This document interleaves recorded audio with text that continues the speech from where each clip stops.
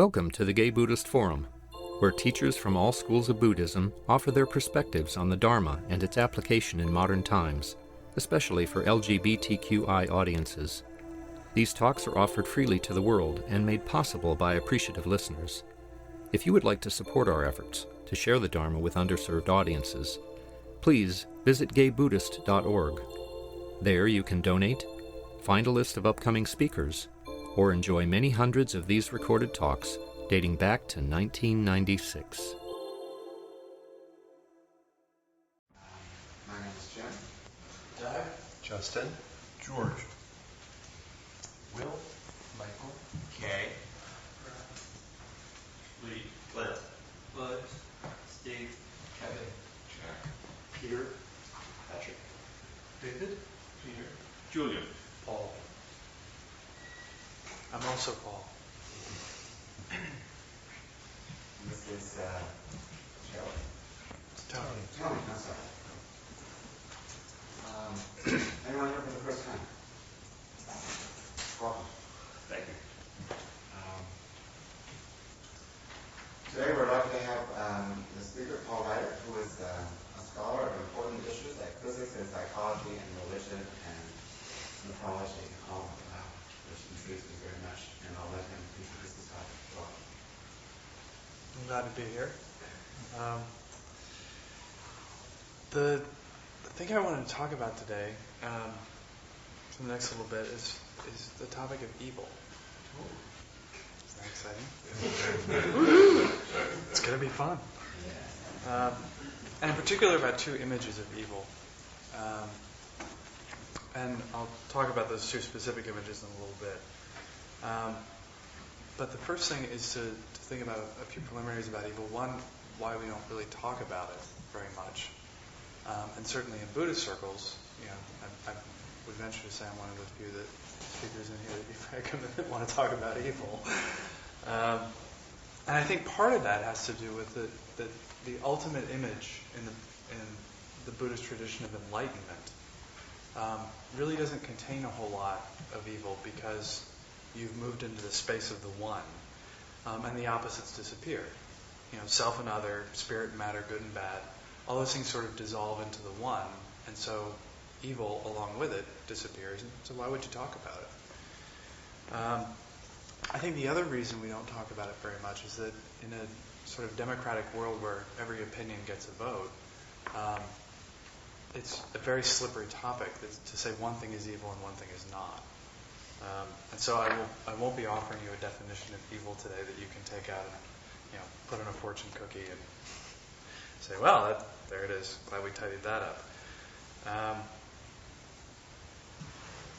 What's culturally okay for one person may not be culturally okay for another person. So to say one thing is evil and one thing is not is a difficult distinction to make. And even what might seem evil on its surface, say a president who invades another country, can become ambiguous if you think about it in terms of self-defense. So we even see this sort of slipperiness of what is evil happening in our culture.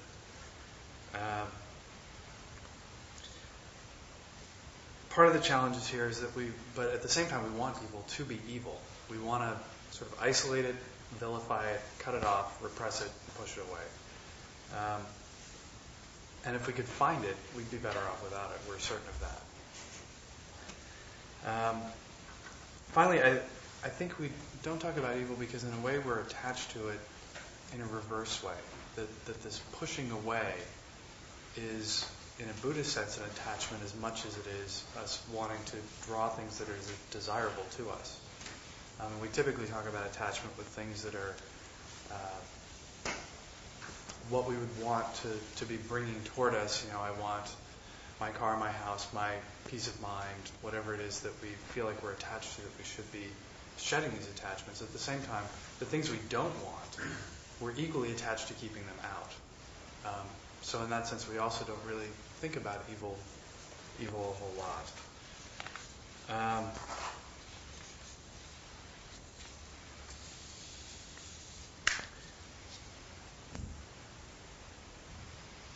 So two pieces of background that might be useful before I get into these specific images of evil.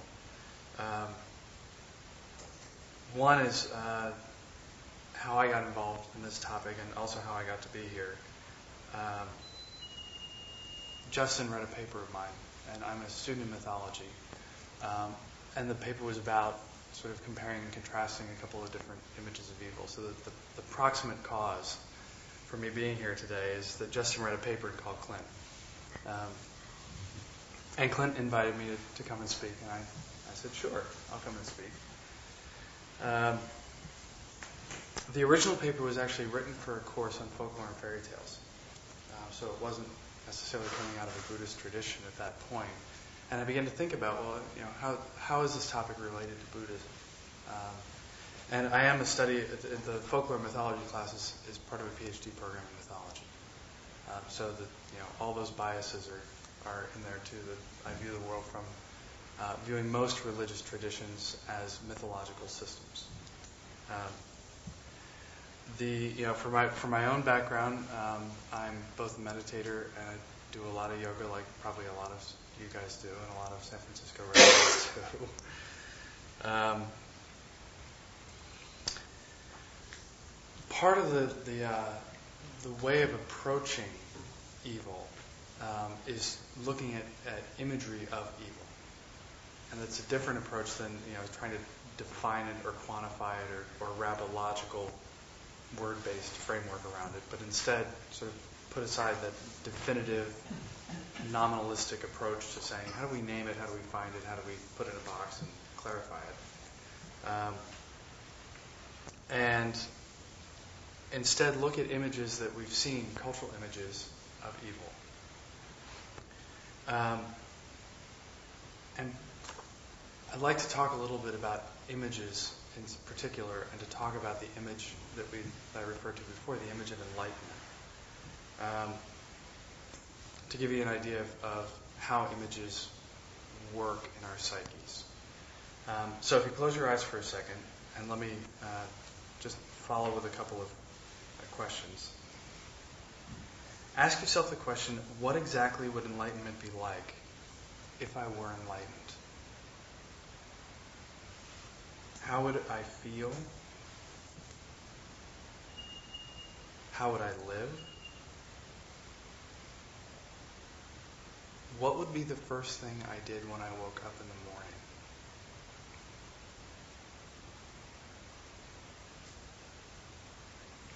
As an enlightened person, what specifically would I do or say when a homeless person asked me for money?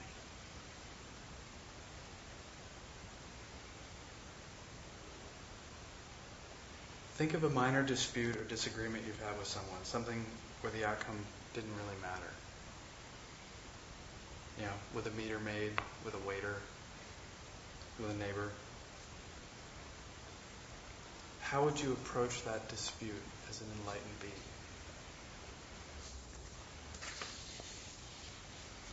Be specific in your image, because it's not fair saying I would approach the person with compassion. That's too abstract. What does compassion look like in this context?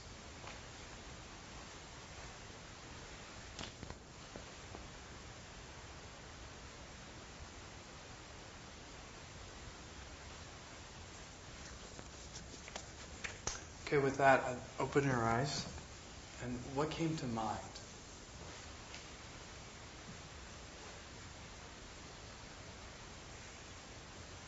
I'm looking for answers. What came to mind as you were thinking about that? Well, the first thing I thought I would do when I wake up is meditate. Okay. That was one of your specific questions. Right. What came to mind was there's no way I could answer that question because I'm not enlightened, so I don't know what it would be like to talk to a leader made as an enlightened. Okay. Right. Although I suspect that if a meter maid did something you didn't like as an enlightened person, you would not get angry and would understand that it really didn't matter that much, and would try to understand the situation from the meter maid's perspective. I mean, that's what I would think. Okay. Person would do. I know a meter maid that would not be possible.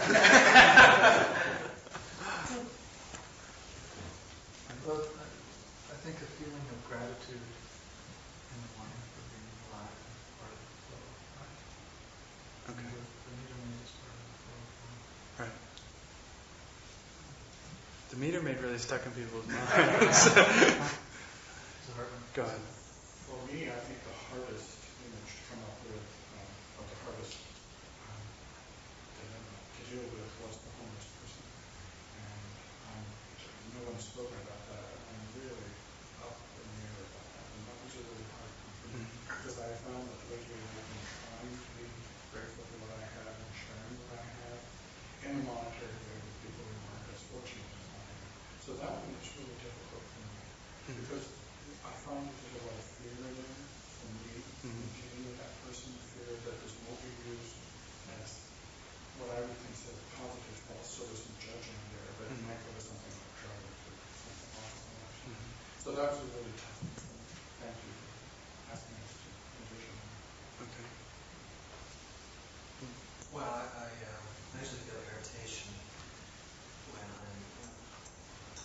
see homeless people. And so I'm enlightened, I would feel compassion. Okay. I was struck by how individualistic and personalist the question is. To me, enlightenment, the whole world's enlightened or nobody is. Really, because homelessness is it's not all about me. It's really not all about me. The person is homeless because of a lot of different social things, and it's a matter of what we do to change the culture. Okay. It really struck me that I don't think the way you were asking the question. My goal is not to be enlightened. My goal is to help change society. Okay.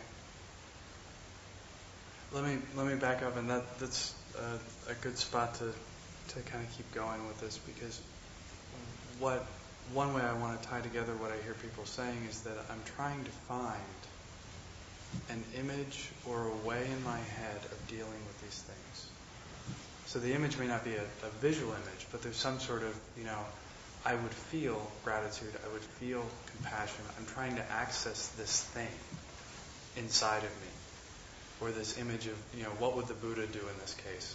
Instead of what would Jesus do, we can get new bumper stickers. Say, what would Buddha do? That we're looking for an image or some way of guiding us in an ambiguous situation. And that was the sort of the intent of the exercise, to have us do the process saying, how do I decide? How do I, sort of move myself in an ambiguous or fearful or confusing situation like facing the homeless or facing a meter maid, going, I don't know what to do here. I have an image in my head that says, the thing I really want to do right here is not the thing that's most appropriate or that's not most Buddhist. And so you feel inside there's this competition between an image of what an enlightened being would do and this image of what I really feel like doing right now. And it was the exercise was to give us an opportunity to feel that the two images that may be, pushing us, or 3 or 4 or 5 images that may be pushing us at any given time, especially in situations where we're doing something new or creative or that isn't habitual. And so with that as a background on imagery and how images guide our understanding in ambiguous situations, I want to talk a little bit about 2 images of evil that are in the popular culture. And one is the image from Lord of the Rings, and the other one is the image from Star Wars. So just as a hand check, how many people have seen we'll do Lord of the Rings first. Seen Lord of the Rings. So I want to make sure that I'm not, or read the books. So maybe 2/3. And how many folks have seen Star Wars? Well, Lucas is doing better. And you don't have to have an in-depth knowledge of the works to follow the logic of the talk I'm going to give. But they both actually, among other things, wrestle with a common theme, and that's the nature of evil. They provide us with sort of a complete image of evil in the sense that where it came from, how it got there, where it's going, what's the characters, how the characters in the stories recognize good, evil, and truth. But as I began to think about the images of evil, they're actually very, very different. And probably their biggest difference is that let me back up a second. The thrust of the difference and why I think it's relevant to Buddhism is I think that there's, in Tolkien's view, it's a more traditional Christian and Western view. And in Lucas's view, and I think this is intentional, it's an Eastern and could be considered a Buddhist or Hindu view. For those who haven't seen the movies, I'll give a quick background. And we'll talk about first Tolkien's view and how that image of evil pervades our culture and certainly the rhetoric of politics.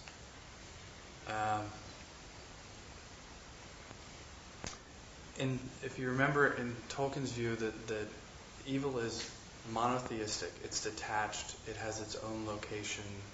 The Dark Lord Sauron governs a particular region of Middle-earth. He's independent of the rest of Middle-earth. The place in which he lives is inhabited by the corrupt. They're irredeemable. They're not headed anywhere, and they're one-dimensional for the most part. All the different characters, the orcs and the Nazgul, and all the creations that he's created are all these sort of one-dimensional bad guys. If they were in a Western, they'd all be wearing black hats. And there isn't really any ambiguity as to whether these are good guys or bad guys. They're all the bad guys.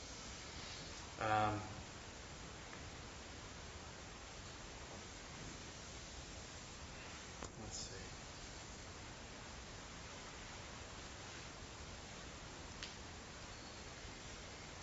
The other thing that is characteristic of this image is that it's independent of the good. That this image of evil it's amassing an army, getting ready to attack Middle-earth, and its movement and its decision making is in no way related to the good side of things. And the good people, the free people, the white hat people of Middle-earth, are all getting ready to defend from this coming attack.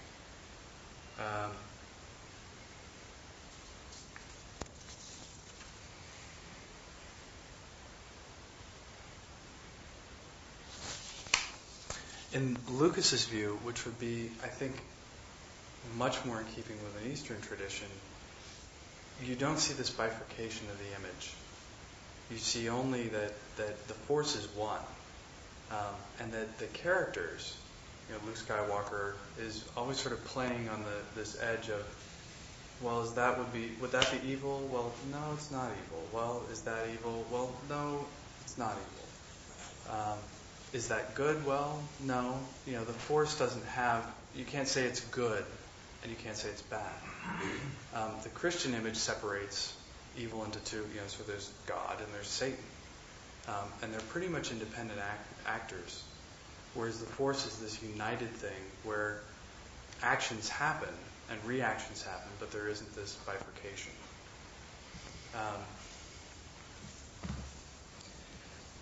The ways in which the characters, and the reason these two images are important is the ways in which the characters interact with this form of evil tells you a lot about what happens when you when we prefer one image over the other. If you see everything as united and whole, then you have a certain relationship to that. Whereas if you see evil as bifurcated from good and split, then you have a different relationship to it.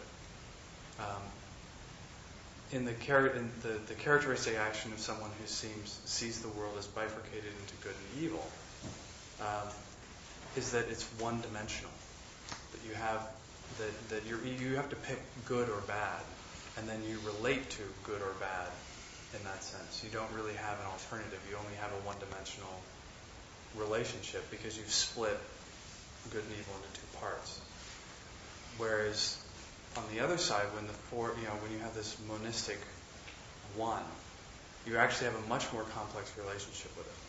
So instead of saying, well, that's bad, that's evil, that's wrong, watching it, looking at it, saying, this is all coming from the one. It's all coming from the force in Lucas's way of thinking. Then you can form some sort of relationship to it, and you can form some sort of interaction with it.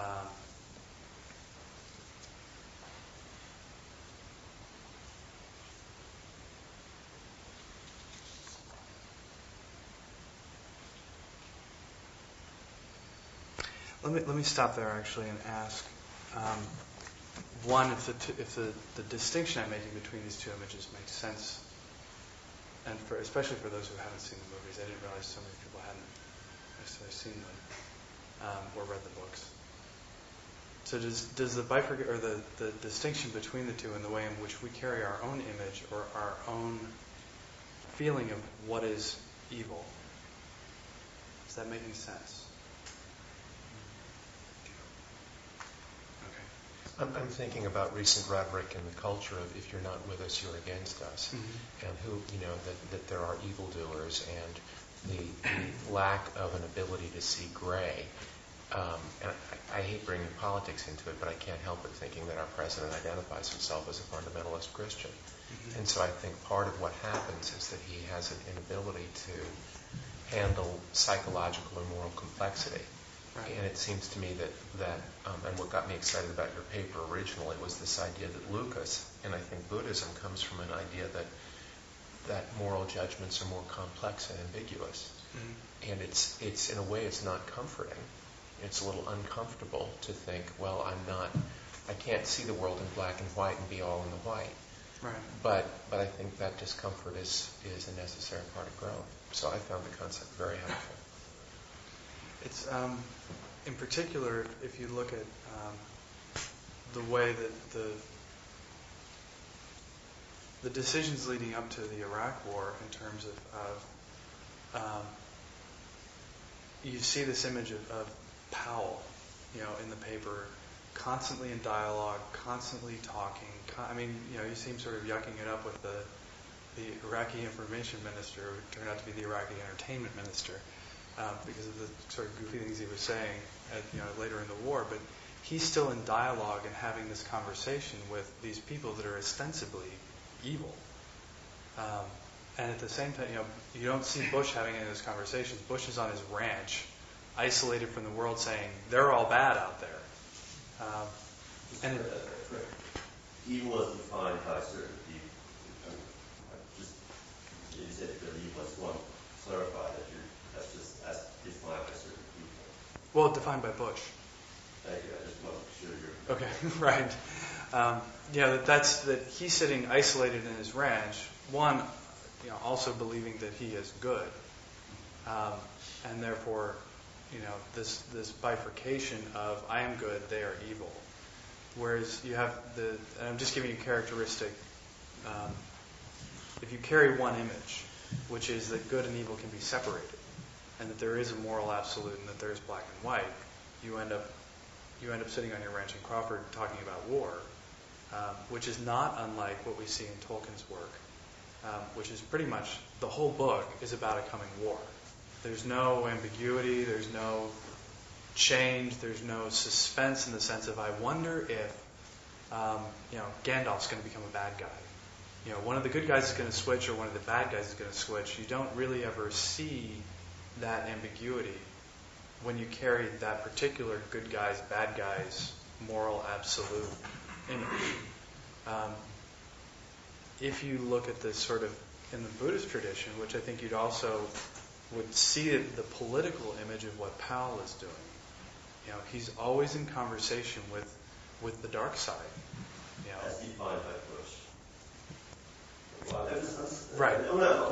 Right. The opposing is I just want to make sure that you're using these labels as somebody defines it versus this is what's really true. Do you see what I'm saying? Right. I do, and so it means like when Powell's talking to these evil people, or when we're dealing with the dark side, I just want to clarify that these are terms that are these terms you're using like this is what really the case, or this is like as seen through the eyes of a certain person? I would would say is seen by the eyes of a certain person, and I think I would challenge the idea that there is any absolute at all. So it's, Bush's image, which is an image that a lot of us grow up with in terms of Satan and the devil and the bad guys and the movies and all of that, is an image that we all carry inside of us of what is good and what is bad. The approach that you see in Lucas, and also the approach that you would see in any diplomatic kind of conversation, is that you're still always exploring, you're still always looking for alternatives, you're still always in dialogue with something that may make you feel really uncomfortable. And you always run the risk of finding out that you, from their point of view, are the evil one. Whereas Bush never runs that risk, and the Tolkien books never run that risk. That's another image that we have that I think is a more complex image of when we're thinking about things that are undesirable, that we don't want, that we go, I'm not sure if I would invite that into my life if I could avoid it.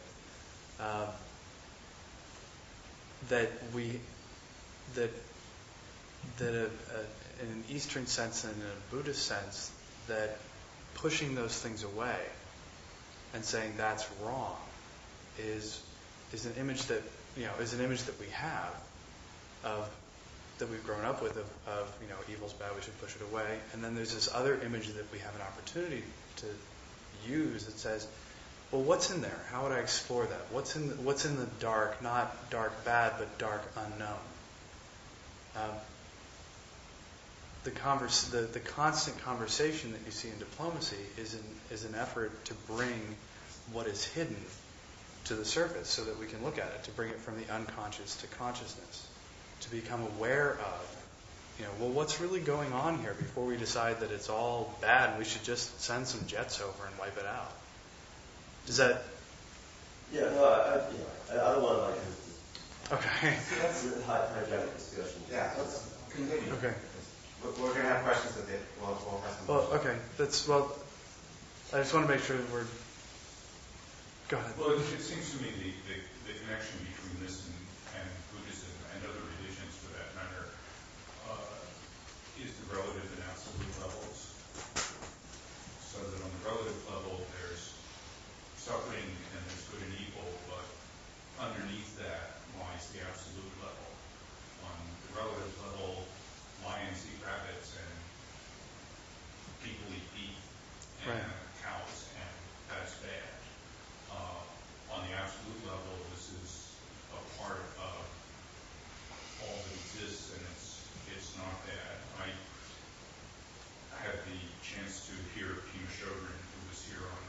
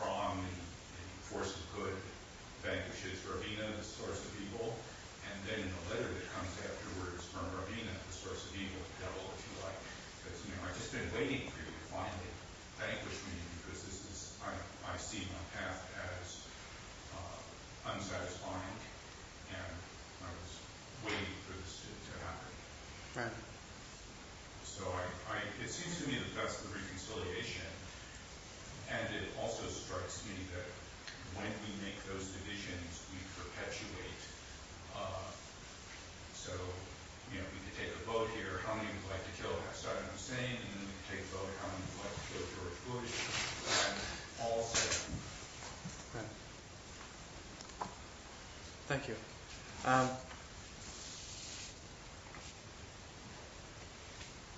So we talked about, both about political images, and we talked about religious images, and we talked about literary images, and I want to talk a little bit about how those images govern, like I asked you at the beginning about your image of enlightenment.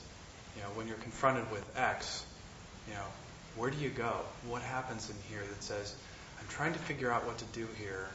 I feel like I would want to do this because I'm a practicing Buddhist, so this is the thing I want to do, and the image that I have in my head of what a Buddhist would do here is X. That process is a very normal psychological process whenever you're faced with something that you don't understand or that you haven't seen before.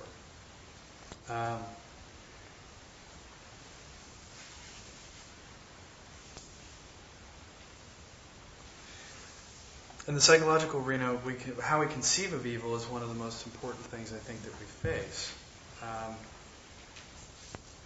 We try to follow the Eightfold Path. There's a lot of rights in the Eightfold Path. The right action, right livelihood. What does that look like specifically? That same, you still have that same problem of, well, what does right livelihood look like for me? And then the attendant, what does wrong livelihood look like for me?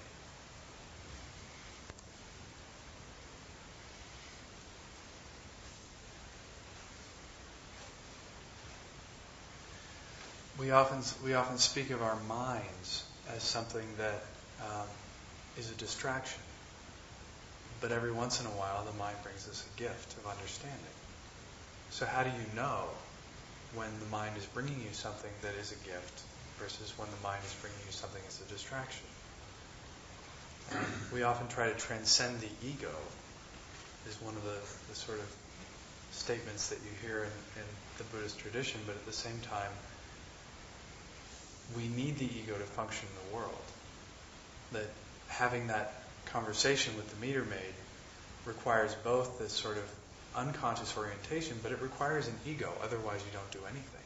You can't just stand there and be compassionate. Perhaps with a meter maid you could. But if there was something life-threatening or something where you really had to resolve an issue, say, with your landlord, otherwise you're going to be thrown out. You can't not do anything just standing there being compassionate. You're required, your ego is required to get involved just to make a conversation with the person and engage them. But yet in that, there's as soon as that happens, then you're running on these images. Which image am I going to look at? As much as we'd like to transcend it all and make it go away, the nature of being incarnated is that we're constantly challenged to answer basic riddles about life.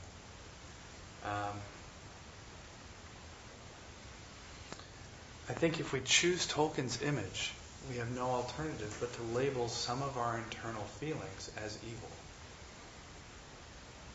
And to push them away. And certainly, parts, if you're trying to follow the Eightfold Path, there are things along the Eightfold Path which you have to sort of say, well, I'm not going to do that. So we can't escape this image. You can't say, well, we're just going to go over to Lucas's image where everything's united in one. We will live with this problem of saying, that's wrong, I'm not going to do that, psychologically.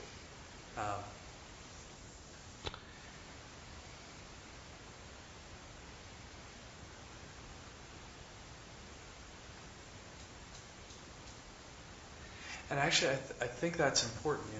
We sort of have this preference, I think, for wanting to believe that Tolkien, or that the Lucas version of the one unified force is, it's all relative. Underneath it all, it's all good. But yet we still are faced with homeless people, and we still have to decide what to do about them. So we can't just sort of retreat to the absolute level where everything is one when we're confronted with suffering. So we still have to entertain both of these images at the same time. And there are times to say that is inappropriate or wrong, and it's best to shut it down. And so I guess the point I'm trying to get at is that, you've got these two images or these two alternatives to say, well, it's all relative, it's part of the unfolding, it's part of the grandeur, it's part of the blue sky that all exists behind in the formless void from which it all emerges. Sorry, I can't put it up. I'll try. Thought my time was up.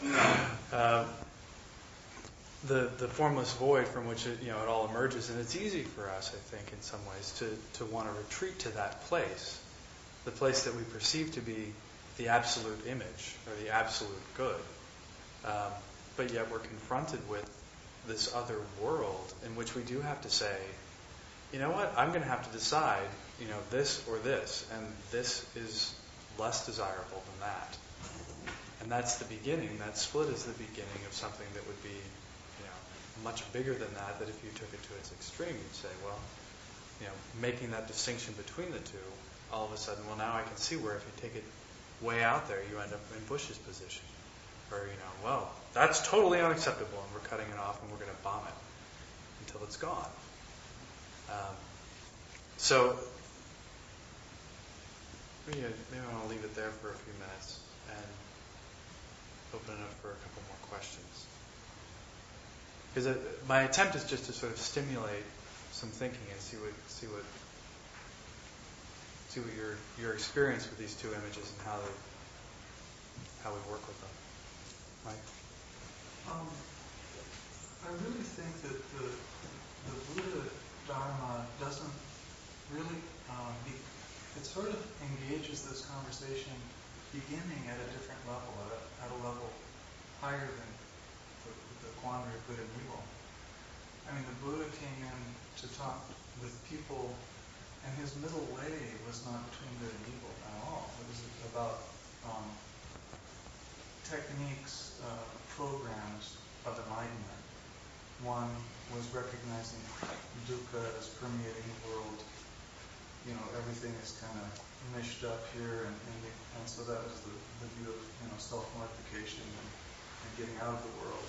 That the world was a source of pain and suffering. And then the other was a desire to get the good things in life and an attempt to just make yourself happy, the common way, you would call that, the way of common people. And so he's wrestling with what is most effective to bring about happiness in the world. Mm-hmm. And I think I think he's in the middle of a transformation of energy. And it's kind of like you're talking about Jesus teaching too, trying to save his energy and get them all happy, up to heaven or whatever it's about. Mm-hmm. The Buddha was taking all those tendencies that make you unhappy and trying to get little happinesses here and there and transforming that energy. Anyway, I don't see it as addressing good and evil, but addressing skillful means of. I see when you talk about the force being the energy, but it's transformational energy. It's in movement. Right. Whereas the good and evil, maybe of Christianity or fundamentalism, is a static state of the universe, which you just have to get on the right side of. Right. Is this movement of energy, movement of beings out of suffering and into happiness.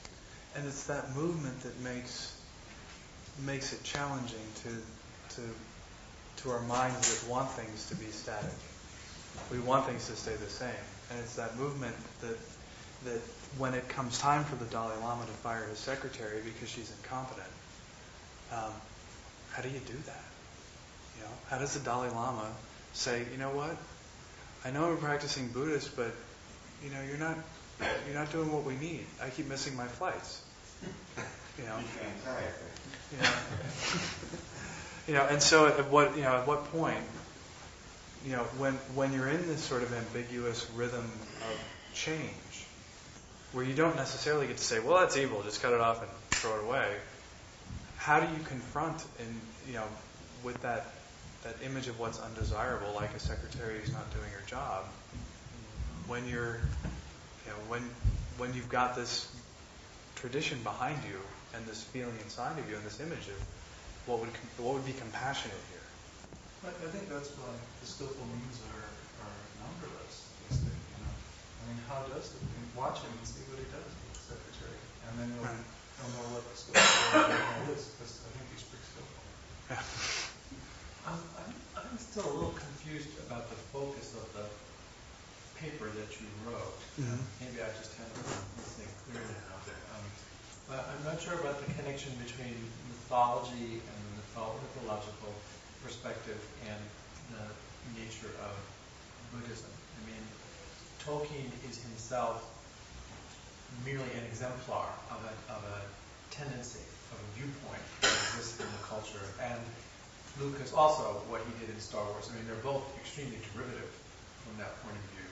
So, are you talking about this in a rhetorical sense, in the way that our images or the words that we choose to represent things control our thoughts, or are you talking more specifically about people being influenced by the Tolkien movie and the Tolkien vision and the Star Wars vision as they're disseminated in the culture?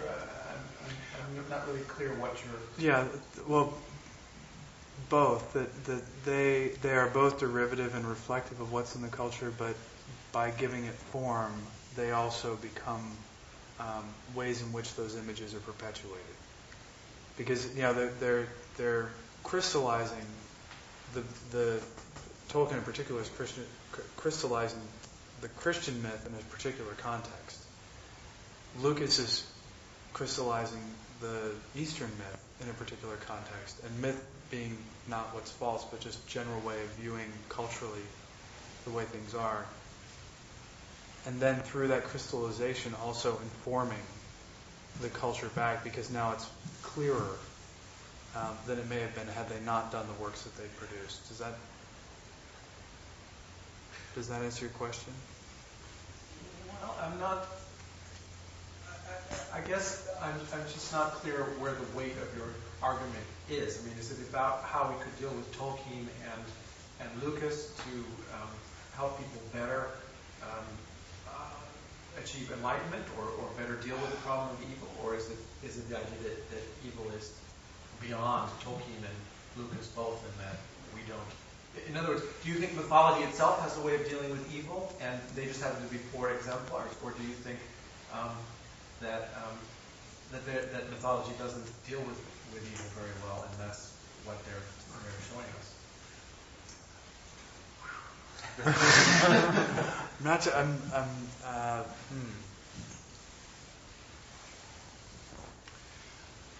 I think that the weight of the argument is around how we carry these images inside of us, and I'm using Lucas and Tolkien as two exemplars because I thought they would be things that a majority of people would understand. We also used Bush and Powell in the same way, that they are exemplars of what happens when you view the world a certain way. I'm not sure that there's a preference for either one, and that's kind of what I'm getting at, is that there are times when it's appropriate to say that's wrong and cut it off and shut it down for us psychologically to approach the world that way. And certainly a lot of the traditions and techniques are about do this and not these things. There is another point which we were talking about over here, that in that absolute sense, that it does all emanate from the one, and it can be relativized, and ultimately whether the Dalai Lama fires his secretary or not does not affect the outcome of the universe. But at the same time, he still has to do it. We still have to live in this culture, and so these images are somewhere, whether it's Tolkien and Lucas or Bush and Powell or the Buddha and the Christian tradition. I'm not sure Christ would be on the side of good and evil, or the more fundamentalist view. But we all have these images inside of us, and we all carry them, and we all have to weigh when we're confronted with something that's challenging, difficult, or creative that we haven't done before. How are we going to move in one direction or the other. Listening to you today, I've been thinking, and I hesitate to speak because I haven't thought this out. It may not be coherent, but ideas. That doesn't stop it.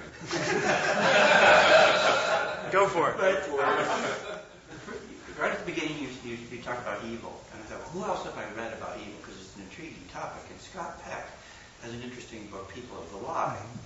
So I'm kind of thinking of that, and then this black and white thinking. Well, he talks about stages of spiritual development, and black and white thinking is kind of an earlier stage, and then people move beyond that. And another idea was, I work with drug addicts, and in very early recovery, black and white thinking is very important for them to get through this to later stage of development. Now, I can have somebody in my office and be talking to them, a cocaine addict or something, and they're very engaging individuals and tell wonderful stories. But this guy, assaulted his girlfriend 2 days ago, or raped his daughter. It's a fascinating topic, and where is the locus of evil? Well, I think one of the points you're making is an important one, is that at certain stages of development or in certain situations for us, that black and white thinking is perfectly appropriate and perfectly acceptable. And that there's a point at which, as we're developing, that we can take a more relativistic approach and say, well, what is this riddle that I'm being faced with, and which side of it's really the good side and which side of it's really the evil side, and I'm not really sure. And that as the riddles of life get more complicated, partly because we've answered the earlier ones with our black and white thinking, that exploration and the transition of your image of evil from just good versus evil to something that's more a dialogue with what's in the dark is perfectly appropriate too.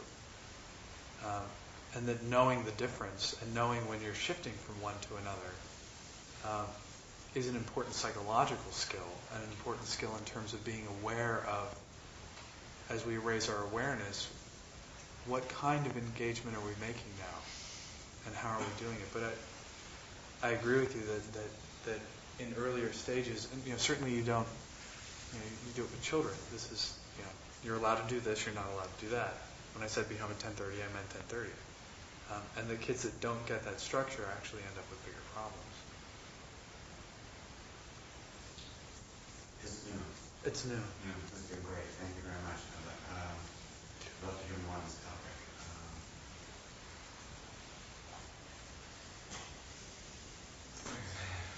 It's a big topic. Big topic, yeah. Stirs up. Thanks, Bob. Come back. Thank you. Announcements. Our host is setting up. Paul. Your host is what? He's setting up in the other room. Oh, next week we're going to discuss the possibility of opening up the Gay Women's Fellowship for Women. So it's a discussion, not a debate, but it's Friendly discussion. It's a friendly discussion, not a friendly debate. And so please come. Eventually we'll consider it at the steering committee meeting. The next one would be in actually November. But we're going to begin discussing. So if you haven't already, Clint has an argument for it in the latest newsletter. So that might be a good springboard for people to consider what they might want to bring to a discussion. Bill, in considering that discussion, is it the whole Chiclet community? Kay has been transsexual fine. Well, we had a discussion. It was basically the main thing was opening up to women, but yeah, opening up to transgender, minority, but particularly women. Is there another? Yeah, just one other thing. We do have a gay Buddhist group in the Yahoo, and I actually think that would be a useful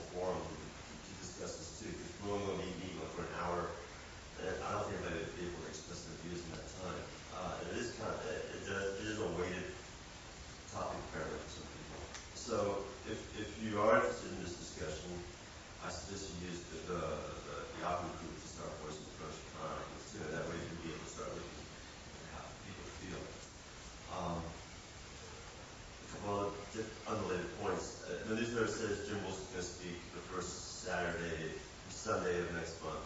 That's when we're having a retreat, so that was a mistake on my part. So that will be an open discussion about Jim will speak.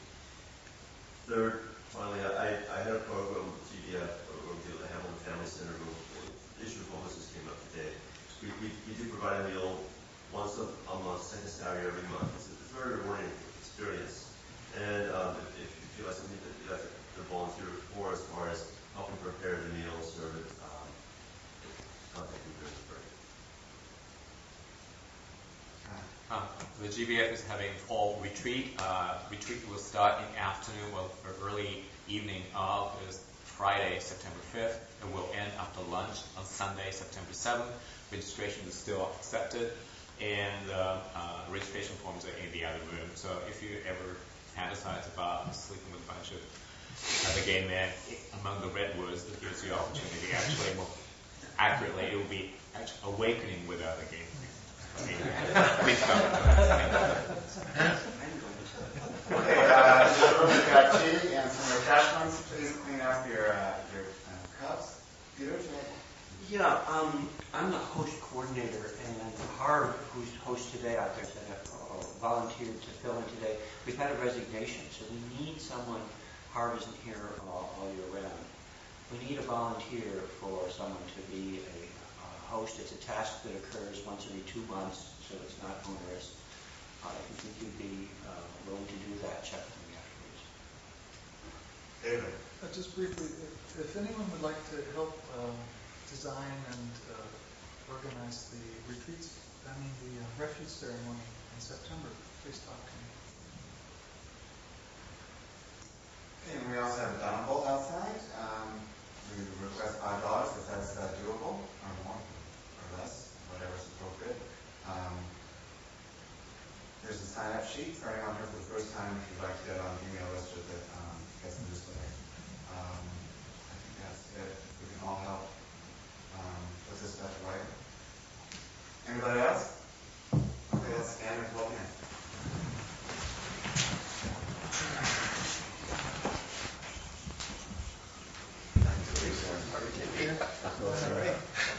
I'll let you do it. Well, let's return to that moment, that fresh moment, waking in the morning.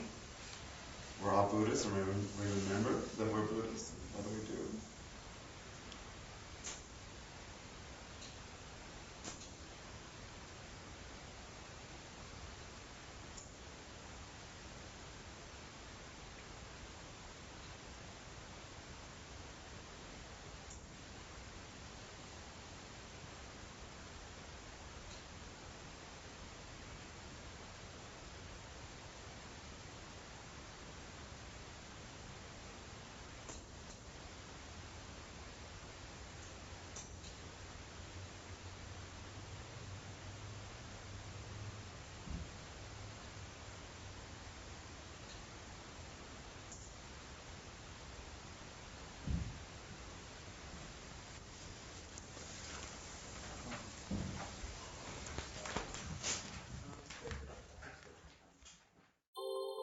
Thank you for listening to the Gay Buddhist Forum.